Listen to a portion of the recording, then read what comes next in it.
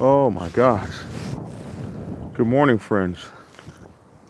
It is colder than a witch's feeding utensil out here in Georgia. I don't know what happened. We had like this Indian summer thing going on, and that went away. And whew, it is blurry, rainy, and cold. Last night, 23 people were killed in Alabama in some kind of crazy, um,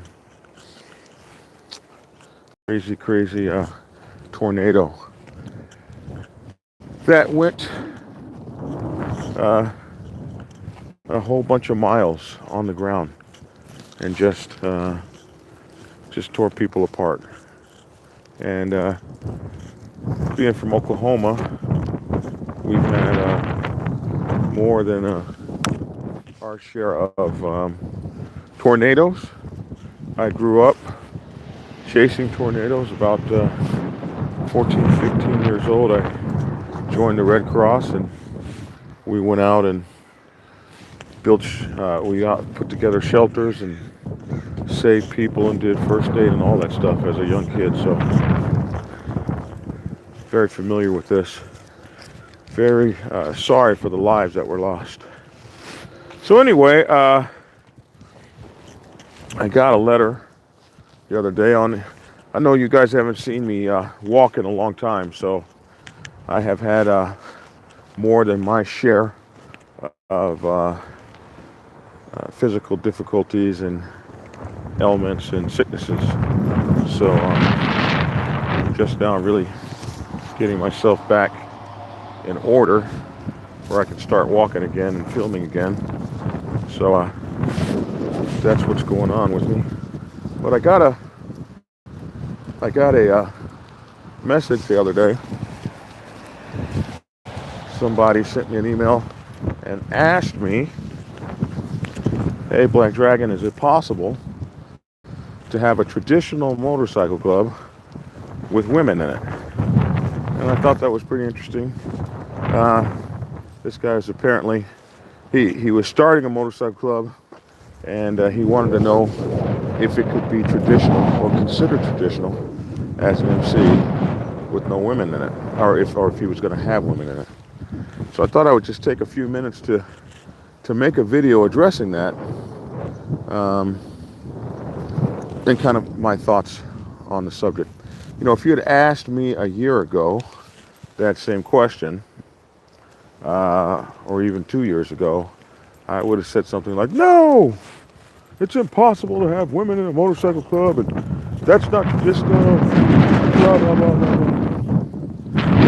But as you start to read the history and do some study on things that happen or have happened in the motorcycle club world, um, you you start to understand that a lot of the things that we've been raised to believe, as it were, are just absolutely misnomers. Things that are absolutely wrong, not the truth, didn't happen, or didn't happen the way people said.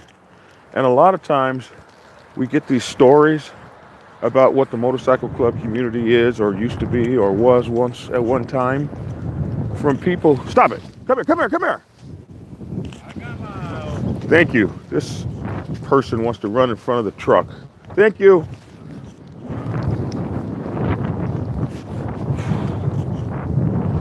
Anyway, Braveheart decided to run in front of the camp ranger guy's car.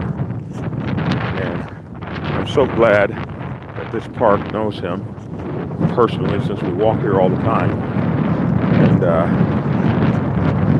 he decided to take his little butt out. But anyway, hey, stop pulling me down this hill, mister.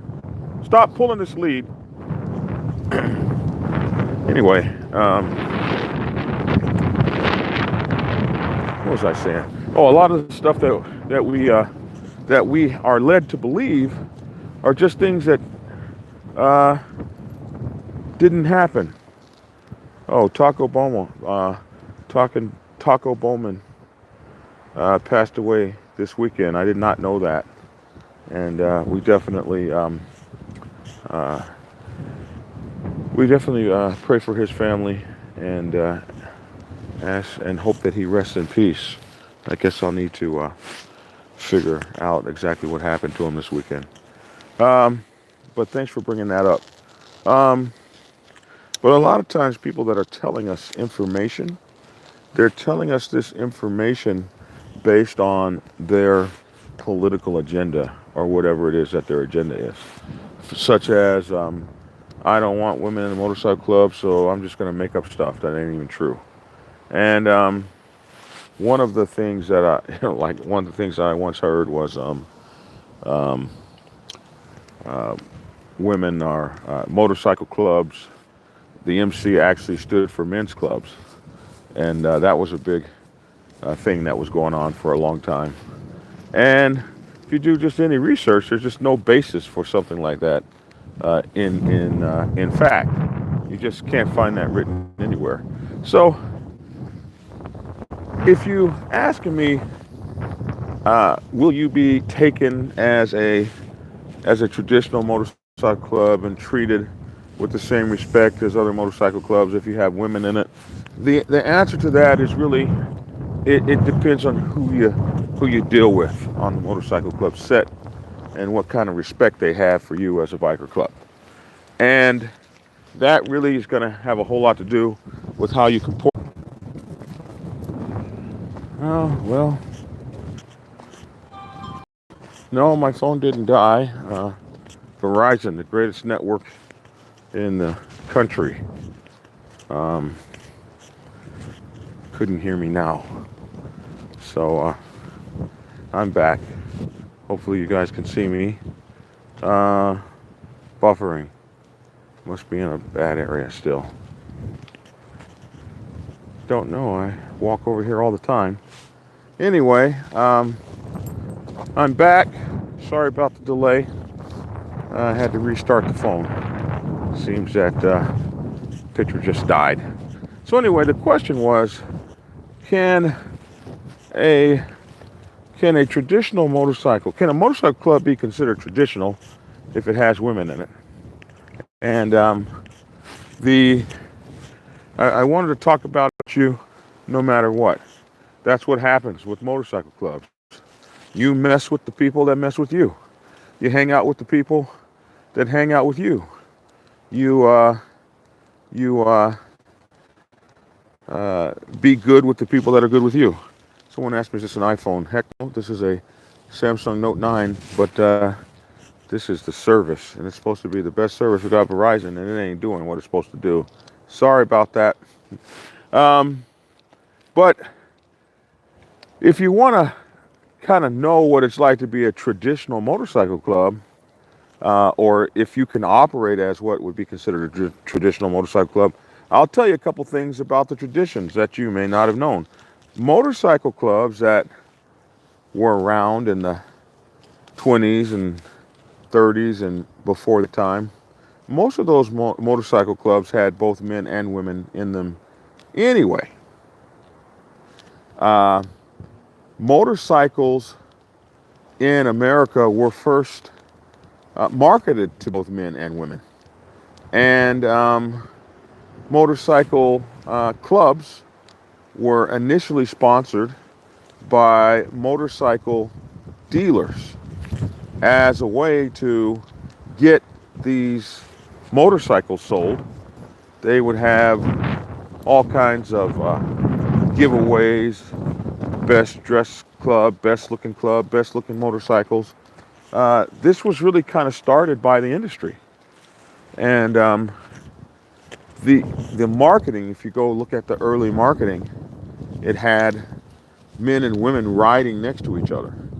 So motorcycling, when it first started in America, was very much about both sexes.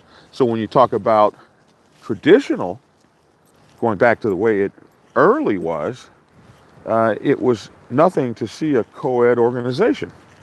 Now, as men started returning from the war, What's up in Michigan there? Uh, Papa Renegade. When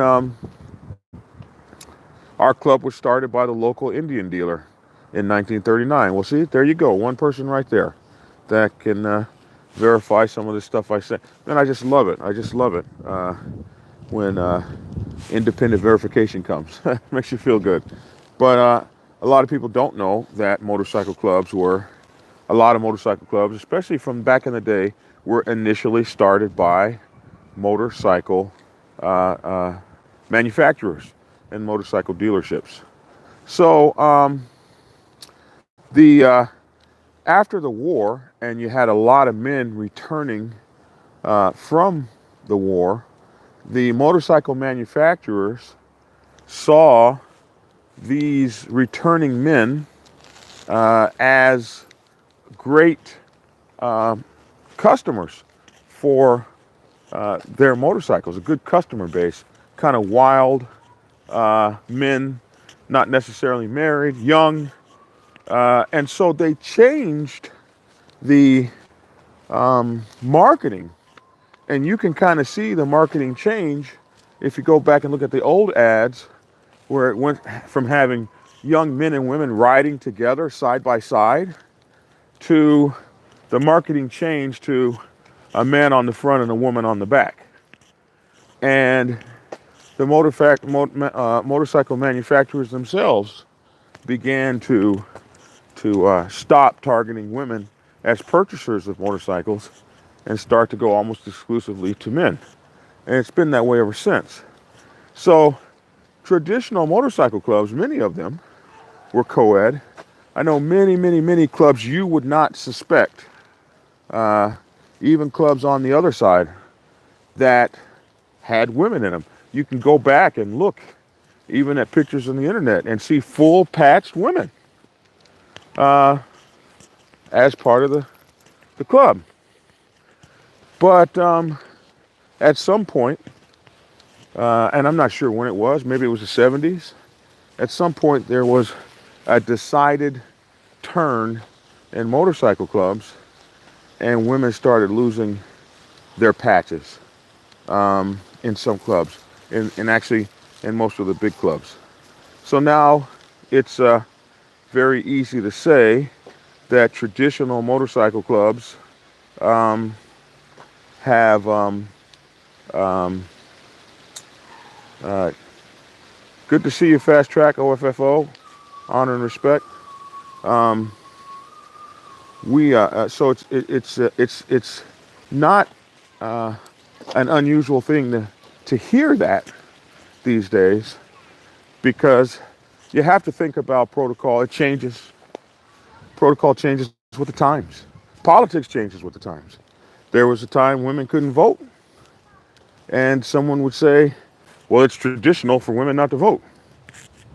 And that's not the tradition anymore. So times change, and women were more and more excluded out of motorcycle clubs, eventually to where it became most motorcycle clubs became all male fixtures, and co-ed motorcycle clubs lost prominence, and that sort of thing.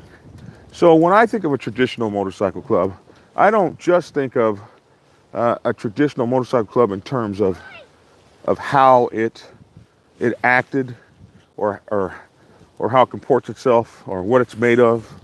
I think of it in terms of standards that the club has. So if you're asking me, can you run by traditional standards? Well, certainly, all day long. And what are those standards?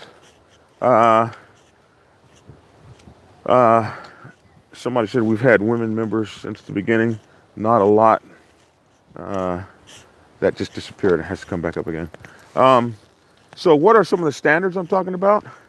Some of the standards I'm talking about are, I see a traditional motorcycle club as a club that is democratic, has voting body, has the traditional setup of officers. Each member has a voice at the table. Each member has a vote. All issues are handled and brought to the table. To me, these are traditional tenets of a motorcycle club. And so, can your brand new co-ed motorcycle club operate like a traditional motorcycle club? I think it can. it can if it's operating by principles, these principles of democratic processes, voting. Most motorcycle clubs that are considered traditional would run by some sort of variation of Robert's Rules of Order, that sort of thing. So you can definitely have a motorcycle club that's going to be co-ed with all of those great things in it. Are you going to be accepted on the bike set? Are there going to be people that say, oh, you got women and women aren't in motorcycle clubs and blah, blah, blah? Yeah. And are you going to be able to educate all those people? Why should you even try?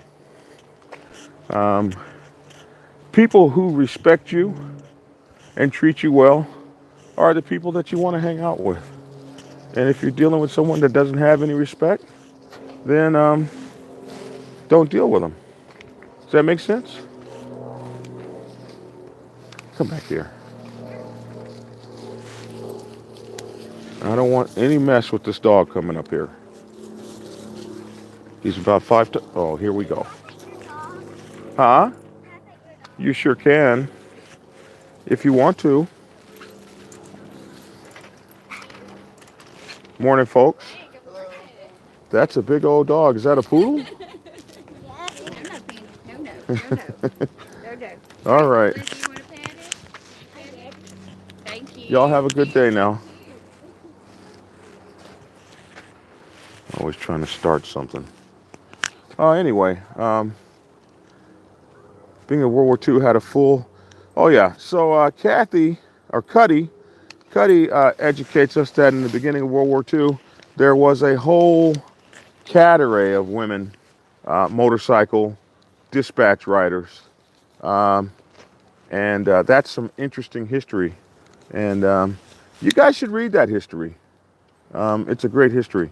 Somebody said we've had women members since the beginning, not a lot, but the girls we do have do ride.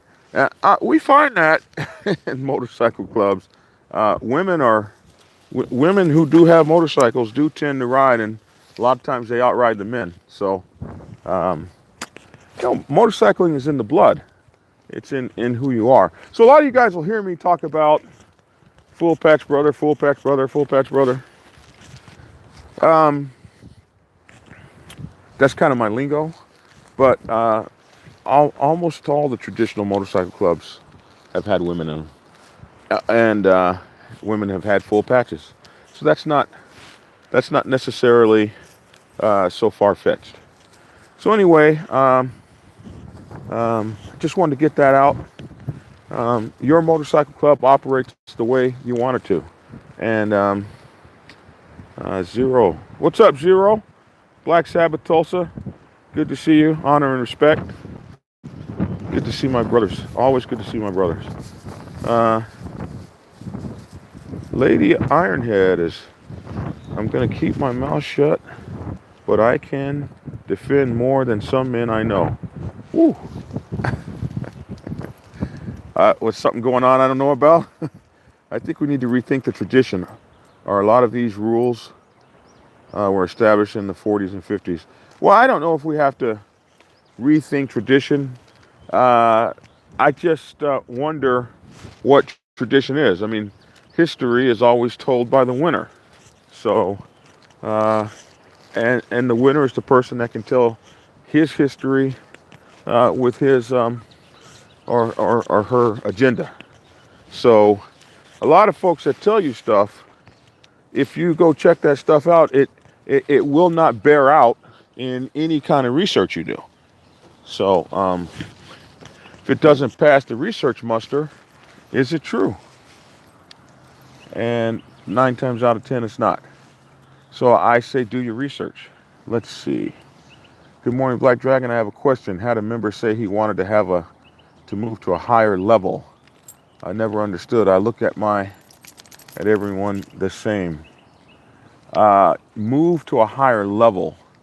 I'm assuming that you mean move to another kind of motorcycle club. Maybe you need to kind of explain that to me a little more before I can kind of like give an opinion on it. That's not enough information. What did he mean by move to a higher level? Did he mean he wanted to leave your motorcycle club and go to another? And then I can probably explain that to you. Uh, there is an MC for everyone now, says C. Yes, there is. And so if you want to be in an MC and you don't like to, it's get down, go find you another. I heard it said women cannot defend the patch, so that seems like a pretty good reason to exclude them. So I understand what Lady Ironhead was saying. So let me answer that for you, Bob Salt. So a traditional 99% motorcycle club has no reason necessarily to have to defend a patch.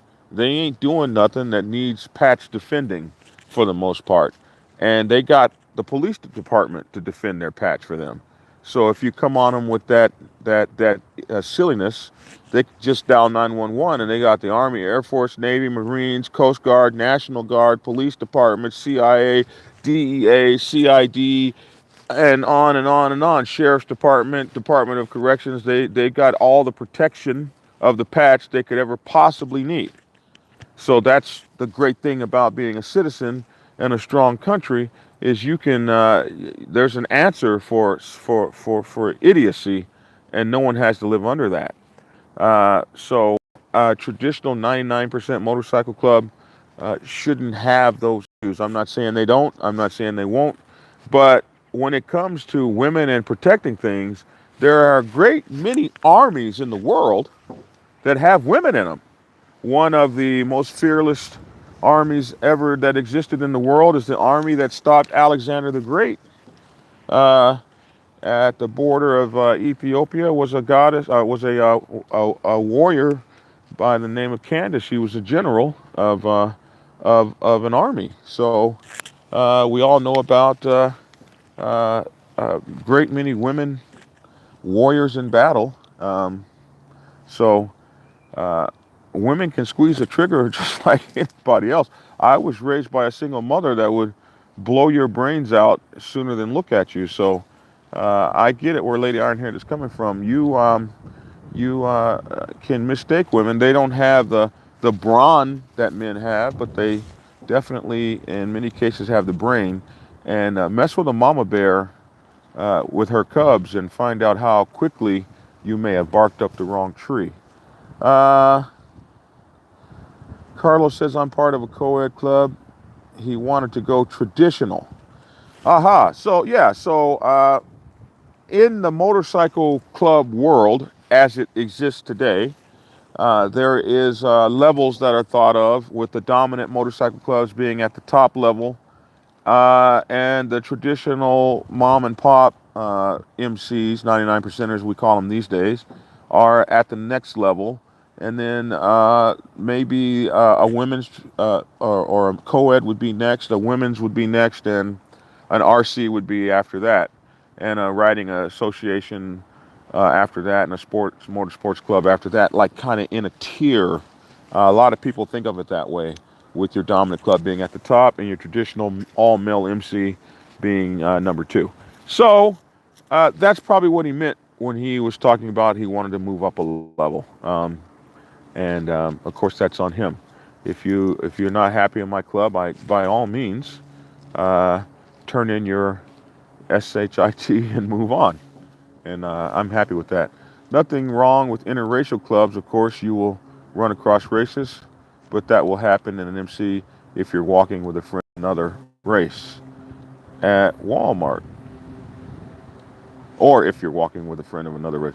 Oh yeah, so I haven't done this one in a while. The race relations, and there are some folks that will tell you a traditional MC doesn't have black folks in it, and so how can you be a traditional MC or a real MC with black folks in it? Of course, those are people that have no understanding of history and have no understanding that history is black motorcycle clubs have been around forever. They've been around for as long as every other kind of motorcycle club, as long as folks have had bikes and have done motorcycles. They were excluded because of race, because of Jim Crow. So we always went on to our own way and did our own thing. And so we never got the press. One of the reasons that I helped make the movie Biker Boys and bring it to the forefront. And one of the reasons I started doing black biker magazines all the way back to 1990 was because we couldn't get black models and things like that in magazines like Easy Rider.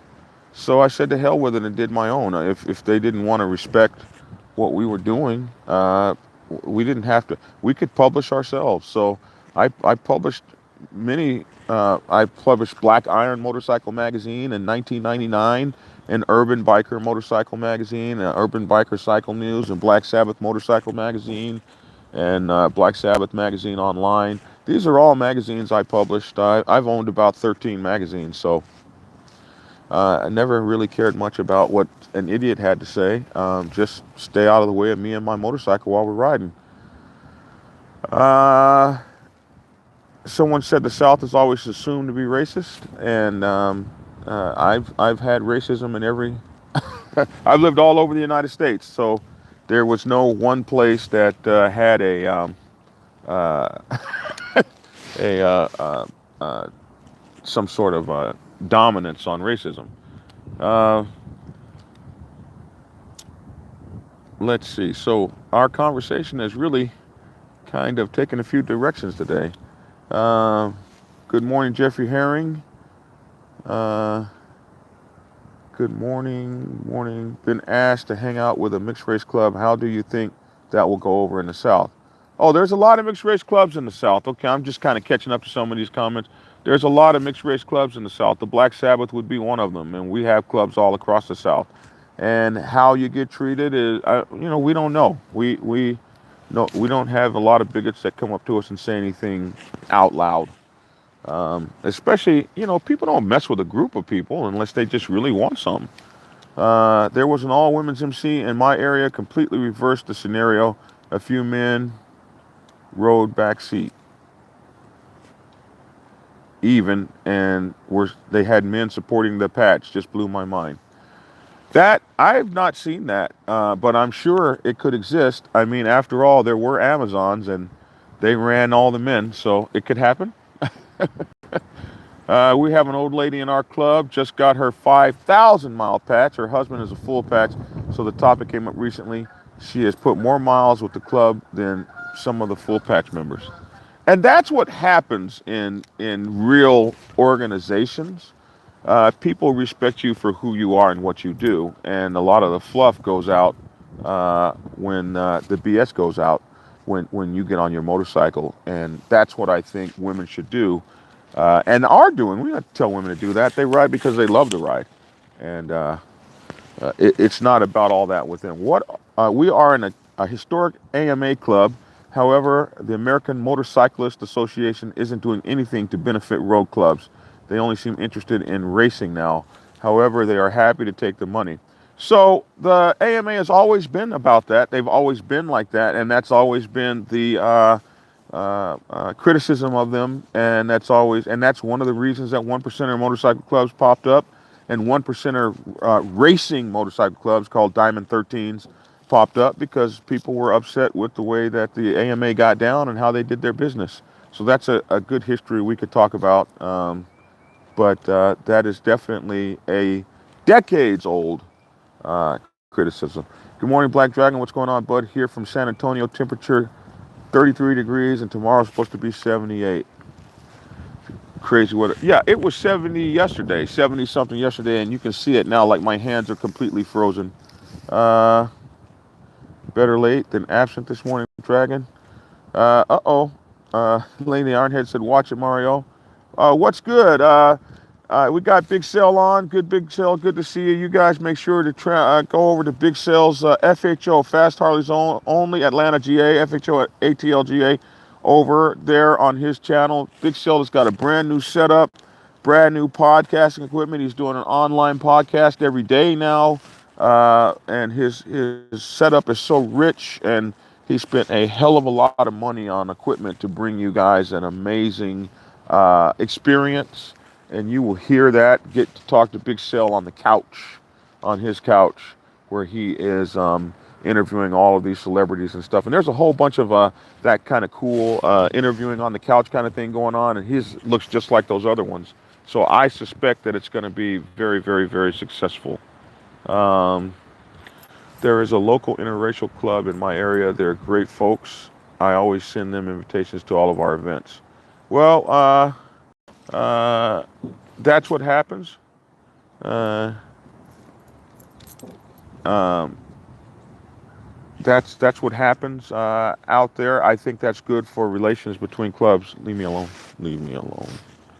Leave me alone. Get out of my photo. Um, Tia, don't be on here making me blush and stuff. Um, Woman. Uh, there are also co-ed. Let's see. Hi, Tia, says Lady Ironhead. That's right. Behind every man, a woman is controlling him. Oh boy. There's no woman controlling us, huh, man? Uh, Rest in peace, Taco Bowman. So is that true? Was Taco Bowman really? I don't know. This is my first time hearing of it, and I'm definitely going to look it up. Black Dragon, did y'all get any of those tornadoes in your area? No, not here, thank God. But the wind was blowing like the Dickens, and a lot of folks have passed away. Somebody said Fast Harley's only my kind of channel. Yes, good stuff. You guys know Big Sale is one of the ones that got me involved in this whole thing. I went to him a long time ago, and he explained to me how to do all of this. So, you South boys be freezing at 55 degrees. Somebody's laughing at how weak we are when it comes to the cold weather, and he's right. Hey, Black Dragon E-Dog from Detroit, Michigan, in my semi-truck getting ready to deliver this load to Chicago. Hey, you drive safely out there. I know it's got to be cold and snowing. Listen, I have a podcast for my truck drivers and people on the road and on the jobs. So my podcast is over on Spreaker.com and also Spotify and all the other places you might find a podcast, Stitcher, iTunes, all of those. Tune in. And it's called The Dragon's Lair Motorcycle Chaos. So please get over there and check it out. Somebody said Pretty Redbone. Queen controls Big Cell. Yes, she does. And I think that's all the questions for this morning. So it was good to see you guys. Definitely had a great time with you. Your motorcycle club is what you make it. You can operate it traditionally. If you operate by fair and basic values and everything is controlled, uh, everything is controlled by the will and the body of the people. That's what MCs are all about. Traditional MCs, MCs that run by traditional patterns. It's how they treat their people and allow people the access to power and fairness among all. That's what it's really about. And if that's not going on in your motorcycle club, you need to take steps to change it. And if you have a motorcycle club that has women in it, and that's your club, and those are your sisters, be damn proud of them. The Black Sabbath has had women in it, and it's women with full patches in its history. Most old clubs have, and still do. And the and now the Black Sabbath has Sisters of the Cross, which are an auxiliary component of the club, but they're still in the family. They and if you think you want to run over the top of women, um, do your thing. I think everybody deserves respect and love, and Tia has announced that she wants to learn how to ride a motorcycle, and which just because I want her on the back of mine. I want to feel on them legs and stuff, and but if she wants to learn how to ride, we'll get her a damn motorcycle. She's a full-grown woman, and that's what she wants, so that's what we'll do. It shouldn't be too hard. We're going to send her to a school because I think that people should go to school. And Prophet says the sister club is usually the way traditional clubs do it. Yes, that's what we've done now, and that's definitely how they do it. A lot of times you'll see that. Heck yes, Tia. Me too. I want to ride my own. Oh, here we go. Here we go. Here we go. Oh, Tia's gonna be doing her own YouTube channel here. So we shall see. We shall see what she does. So I have all the equipment. I just say, no, you know what? Whatever you want to do, babe. I'll put you in front of the camera and you do your thing. So we'll see what she does. And look, she's already got one supporter, Lady Ironhead. Her channel will be bigger than mine. So I'm not gonna hate. I'll just retire. Let her take care of me. So you guys, somebody's ready to go now. Listen, it was great talking to you. Mama Roll too. Oh, here we go. Whisper Street Soldiers, Dirty Bay Prez. Have a good day. You too, man. It's so good to talk with you, man. Have a great day. Thanks for tuning in. I'm on the opposite side of you, Black Dragon. I'm excited when my old lady wants to get off the back of mine and get on her own. I don't know, Prophet. I might be excited too. I've not had that, so we're going to take that experience and see what happens. I want to reach back and feel on my woman and stuff, and lean back on her and feel like the king of the road. But maybe I'll feel like the king. Adam Sandoval does it. Maybe I'll feel like the king of the road with my fine woman sitting next to me. Hey, on her motorcycle. Love your prepper shows. Thank you. Hey, y'all, if you don't know, I have a new prepper channel called Think Tactical. It's my second channel ever, Think Tactical, and you can get it on YouTube, Tactical. Please go subscribe to it, and it's a prepper show. I'm a biker prepper, and yes, so that makes me a paranoid, one of those paranoid ones waiting for the zombie apocalypse. That would be me. So I got a few of my colleagues from work, and we decided to put together a prepper show. So it's me, Black Dragon, and I've got Bob Eclipse Coleman, a 6'6" huge monster survivalist guy, and I got Coach Myron Petro, and Coach Petro is a wrestling coach, outdoor survivalist, hunter. Oh my gosh, Eagle Scout. Also, he is a master gunsmith, and he also builds knives and stuff. So we got these really cool dudes, and we're talking about prepper stuff. Um, Almost like that guy we know that lives out in the desert, the desert rat guy. And so we want you to check us out. We also have thinktacticalnews.com, where we have think tactical news and scenarios about stuff that happens, like home invasion robberies that fail because people had their act together and they were thinking tactical and ready to get at it. We also have a podcast on Spreaker.com called Think Tactical. So it's my second channel, and I hope you guys check it out and have fun with it. Is there any possible way I could join your clubs? I'm really seriously thinking about it. I've been writing. Well, look here, man. If you're interested in the Black Sabbath Motorcycle Club, send an email to blackdragon@blacksabbathmc.com, and I will get you to someone close to your area from one of our many chapters across the country.